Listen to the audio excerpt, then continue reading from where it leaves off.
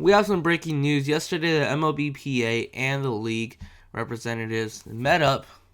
MLB presented a 130-page proposal, I believe. Yeah, 130-page. And the conversation didn't even go 2 hours. So that's not good news at all. But to be fair, how are you... Like, did they even read the proposal? It's 130 pages and they talked for 1 hour? Like, I don't know about you, but I can't read 2 pages per minute. So, I wouldn't even try to read that, to be honest. But, there's that. So, spring training looks more and more unlikely. And I just want to preface this by saying, first of all, that I don't hate Rob Manfred. I don't support everything that he does. But when it comes to who's in that seat, who's the commissioner, there aren't a lot of people that I'd want more than Rob Manfred. If you look at his accolades, like this guy isn't like an idiot. he's actually like really, really smart. He graduated from Harvard and Cornell. I believe his bachelor's was from Harvard and his law degree was from Cornell, or the other way around. Either way, this dude knows what he's doing. So, like, I don't want y'all... Wait, okay, Harvard Law School, and then transferred to Cornell, where he got his Bachelor of Science. So this guy obviously knows what he's doing. This guy's smart as crap, actually. So, all of you guys saying, oh, Rob Manfred's stupid, Rob Manfred sucks. He's a businessman, all right? And he doesn't hate baseball. He makes like $13 million a year, all right? Like, he's set to go already. If he doesn't love baseball, he wouldn't be doing this. He wouldn't be taking all this scrutiny. Because guess what? He has enough money to the point where he's like, I don't need $13 million a year, right? Even though he assumed office in 2015, so he has a lot of money, okay? And I think honestly, a lot of y'all who are talking bad about Rob Manfred, y'all wish you were in that spot, huh? Like, if you guys were offered the commissioner spot, you'd take it in an instant, all right?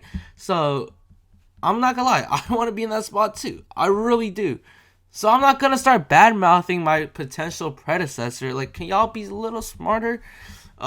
But when it comes to Rob Manfred, there's not a lot of people who I'd want more on that seat. He knows what he's doing, and he's just in a bad position against a very smart group who knows how to manipulate the media, right?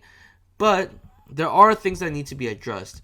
First of all, a day before this proposal, it was the league lawyers were arguing that minor leaguers should not be compensated during spring training. That's not it. That's no. Like, I don't know where in America you can work and make money for your boss and still not get paid for it. Like, there's some jobs out here that would pay like $90 to $120 just to watch a game and upload the stats. So, you can't just not pay them anything. But I get their argument, though. So that's what I'm trying to say here. I get their argument. Because, let's be honest, nobody cares about spring training. There's like 5 people in America who like legitimately care about spring training. And one of them was like a Yankee fan from last year who was like talking bad about the Astros on my Twitter. Like saying, oh, the Astros suck in spring training. And then turns out, no, the Yankees suck, not the Astros. The Astros are the best team in the AL last year. So, aside from him, there's 4 more people who legitimately care about spring training for no reason. And then there's like 30 people who actually kind of care, but mainly just because they want to talk to players and get a ball because it's a lot easier there. And then everybody else just plays it in the background because they like baseball. Like, nobody legitimately, like, if you're actually gonna sit down and tell me that you love spring training and you actually care about what goes on in spring training, I'm gonna slap you. I'm not gonna slap you, but you're lying because that's the whole reason why I did the whole spring roundups last year. Like, I knew nobody cared, so I wanted to just sum it up. I didn't even care. Like, that's why I wasn't keeping up with it every single day. It was very boring, and I love baseball. I do, but it was tough. So pay your minor leaguers, guys. Like, come on. Next up, we have the proposed conditions that the MLBPA rejected. First of all, the MLB league representatives wanted to up the pre-arb bonus pool to $15 million, which would be $5.5 million per team, and that would go to the top 30 in WAR for players who are in pre-arbitration. The PA wants $100 million. They originally started with $105 million and then went down to $100 million. The league started from 10, and yesterday they went up to 15. The PA, still a lot of ground to make up.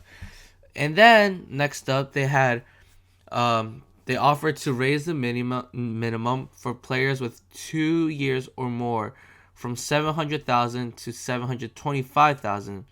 So, like, when you're in the league, your first year you'd be making $615, $650 second year, and then $625, or just have $630 all through. So there's that. What's this? Eliminating draft penalty for going over the first CBT collective bargain. Not that. That's the luxury tax threshold. And then small increases. So that means, okay, I don't know what the years 3 to 5 thing is, but usually when you pass a luxury the first time, there's like a penalty. You have to pay like a certain tax on the amount that you go over, and then when you go through again the second consecutive year, you have to pay a higher percentage of that penalty. And apparently there was a draft pick penalty for going over the luxury threshold. Dodgers. So the proposal would have eliminated that. I assume the league is going to keep that, obviously.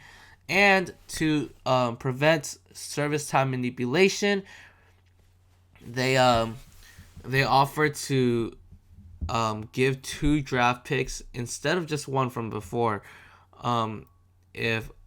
From Jesse Rogers, if a star prospect is kept up and finishes in top 3 in awards in multiple years, and then his example, he says that the Cubs would have gotten a pick after KB won Rookie of the Year in 2015 and then MVP in 2016. So that's supposedly supposed to stop service time manipulation. I think it's a good proposal. I mean, you're exchanging, like, when you manipulate service time, you're really only getting 1 extra year of team control. So you're exchanging 1 year of a star who probably wasn't gonna make the difference, because if he was the difference between your team contending and not contending, you probably would have just given him the money to stay anyways. So in all likelihood, he wasn't gonna be that much of a difference, because your team was just that bad. In exchange for that 1 year of that star player, you get a potential 12 years, 6 years for each pick of 2 solid players. And there are a lot of guys who, can come up with those draft picks. So there's that for now. I don't know when the PA and the MLB will meet again, but let's have some baseball, I guess. I honestly don't care if you get rid of spring training. I do care a little bit because the Astros clearly need spring training. They were bad last spring training, and then in 2020 they were bad in the first 60 games in that 60 game season, and so that's around how long spring training would have been. So they clearly need some time to pop off, but yeah. Let's have spring training, but I wouldn't lose sleep over losing a couple of spring training games. That's all.